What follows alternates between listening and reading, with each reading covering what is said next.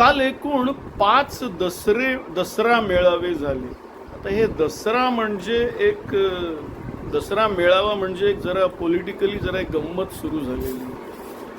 पहिल्यांदा व्हायचा, अगदी पहिल्यापासून मी ऐकून आहे ते म्हणजे विजयादशमीचं संघाचा असायचा प्रोग्राम. मुंबईत आल्यानंतर काही दिवसांनी म्हणजे बाळासाहेबांनी भाजपचा हात धरल्यानंतर शिवसेनेचा दसरा मेळाव्याचं महत्त्व जास्ती वाढलं ही वस्तुस्थिती आहे. त्याला जवळपास आज 35 वर्ष झाली.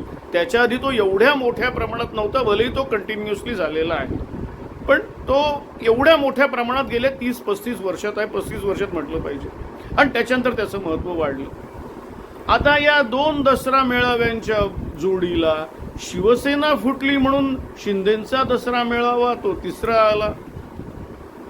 त्याच्यानंतर आत्तापर्यंत एकमेकांच्या विरुद्ध लढून त्याच्यानंतर त्याच्यातल्या एकाचा पराभव झालेले धनंजय मुंडे आणि पंकजा मुंडे हे एकत्र आले भगवानगडावर आणि पुन्हा त्यांचा एक मेळावा. आणि सर्वात कहर म्हणजे मराठा आरक्षण किंवा मराठ्यांना ओबीसी टाका ही एक मागणी लावून धरणाऱ्या मनोज जरांगेंचा एक दसरा मेळावा. आता या 5ही मेळाव्यांचे आपण अगदी थोड्या एक 5-7 मिनिटात आपण याच्यावर थोडासा विचार करूया. आपण पहिल्यांदा जाऊया डॉक्टर मोहन भागवतांच्याकडे, सरसंघचालक. काय सांगितलं त्यांनी? बांगलादेशच्या हिंदूंवर अन्याय होत आहे, अशा वेळेस आपण सहन करायला नको, आपण त्यांचं रक्षण केलं पाहिजे. अनेक वेळेला असं माझं मत आहे की इश्यूज आहे की नाही याचा विचार न करता किंवा याआधी सुद्धा कुठल्याही भारतीयाला त्यांना फक्त समजा संघ परिवाराला हिंदू शब्द पाहिजे, तर मी सांगतो एनआरआयना जेव्हा केव्हा गरज पडत असते तेव्हा मदत भारत सरकारने आणि ते कोणत्याही पक्षाचे असू दे त्यांनी पुरवलेली आहे. त्याच्यामध्ये बांगलादेशातील हिंदूंना आपण मदत केली पाहिजे. मला असं वाटतं हे जे 5ही मेळावे झाले आहेत ना, एक प्रकारचे 5ही मेळावे शॉव्हनिस्टिक अप्रोच वाले आहेत. म्हणजे जरांगेंचा मेळावा मराठा कम्युनिटी करता, मुंडे बंधू भगिनींचा मेळावा त्यांनी कितीही दावा करा, मी सरळ सांगतो वंजारी कम्युनिटीचाच होता. शिंदेंचा मेळावा हा शिवसेनेतल्या त्यांच्याबरोबर बाहेर पडणाऱ्या शिवसैनिकांचा, उद्धव ठाकरेंचा मेळावा हा एक प्रकारे बाळासाहेबांना मानणाऱ्या एका मोठ्या महाराष्ट्रातील त्या मानाने सर्वात मोठ्या असं म्हटलं पाहिजे त्यांचा मेळावा, तर देशभर ज्यांचे फॉलोअर्स आता वाढलेले आहेत ते म्हणजे संघाचा मेळावा. एक प्रकारे शॉव्हनिस्टिकच नाहीत का? तुम्ही जेव्हा हिंदूंना ॲड्रेस करता तेव्हा तो शॉव्हनिस्टिक नाही का? मी तरी त्याला शॉव्हनिस्टिक अप्रोचच मानतो की एका विशिष्ट समाजाला तुम्ही डोळ्यासमोर ठेवून जेव्हा बोलता, याच्यामध्ये सर्वसमावेशकता आणताना सुद्धा आपण त्या विशिष्ट जातींची नावं घेतो. ती जातींची नावं न घेता बोलू शकत नाही का? हा माझा खरा प्रश्न आहे. एक काल विधान आलं शिवसेनेच्या ह्याच्यामध्ये की आमच्याकडे तशी दसऱ्याला शस्त्रपूजन करतात. शस्त्रपूजन तर आम्ही करतोच, पण आमच्या हातात एक नवं शस्त्र आलेलं आहे, मशाल.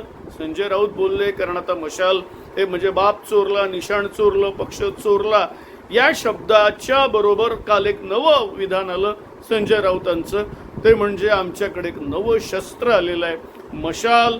ही मशाल आपण वापरायची आहे वगैरे, विधानसभा इलेक्शन येत आहेत वगैरे. हे 5ही माझ्या दृष्टीने दसरा मेळावे एक प्रकारचा संकुचित जातीनिहाय जातीनिष्ठ किंवा एखाद्या भाषावार किंवा संकुचित धार्मिक विचार ठेवणाऱ्या लोकांचे हे दसरा मेळावे आहेत असं माझं फ्रँक मत आहे. जेव्हा मनोज जरांगे म्हणतात की मला मराठा समाजाला बॅकवर्ड क्लासमध्ये आणणारच केव्हा, ते बोला एकदाच ओबीसी वगैरे वगैरे, ही त्यांची मागणी कधीतरी सुप्रीम कोर्ट मान्य करू शकेल का, हा माझा साधा प्रश्न आहे. त्याचं कारण ज्या यार्डस्टिक सुप्रीम कोर्ट लावतं त्याच्यामध्ये जर का या राज्याचे इतके मुख्यमंत्री आतापर्यंत मराठा समाजाचे आहेत आणि आजही कुठल्याही विधानसभेत 100 हे त्याच समाजाचे असतात, तर मग तुम्ही त्यांना कशावरून बॅकवर्ड म्हणणार, हा खरा प्रश्न असतो. असो, एकूणच या दसरा मेळाव्यातनं काहीही तसं निघालेलं नाहीये. एकच वाक्य ते फक्त ते डॉक्टर मोहन भागवतांचं की हिंदूंच्या वर, तर हिंदू, माझं हे आजही म्हणणं असं आहे की अगदी इंदिरा गांधी असताना, नेहरू असताना, राजीव गांधी असताना कुठे जिथे कुठे NRI म्हणा, हिंदू म्हणा, कोणाचाही प्रश्न निर्माण झालेला आहे, भारत सरकारने मदत केलेली आहे. तीच मागणी पुन्हा लावून धरणं किंवा आज आपल्या देशाचं नाव मोठं होतंय असं म्हणणं, याचा अर्थ 2014च्या खाली काय 14च्या पर्यंत काय नाव नव्हतं, देशात काहीच घडत नव्हतं 2014 पर्यंत. हा जो दावा आहे हाच चुकीचा आहे. खरं तर माझं म्हणणं असं आहे की 1991 साली नरसिंह रावांनी जी आर्थिक क्रांती केली त्यामुळे आज देश उभा आहे. उलट 1992 साली घडलेल्या बाबरी मशीद डिमॉलिशनमुळे देश मागे गेलाय असं माझं म्हणणं आहे. एनिवे, एकूण 5ही दसरा मेळाव्यातून काही फारसं निष्पन्न झालंय असं नाही. एक मात्र आहे, उद्धव ठाकरेंचं एक विधान आहे की आपल्याला तेच मशाल हे नवीन हत्यार आलेलं आहे, त्या हत्याराचा वापर आता विधानसभेत कसा करतील, विधानसभेच्या इलेक्शनमध्ये ते दिसेल. ते सुद्धा काँग्रेसच्या हरियाणातील पराभवामुळे ते आता जरा जोरात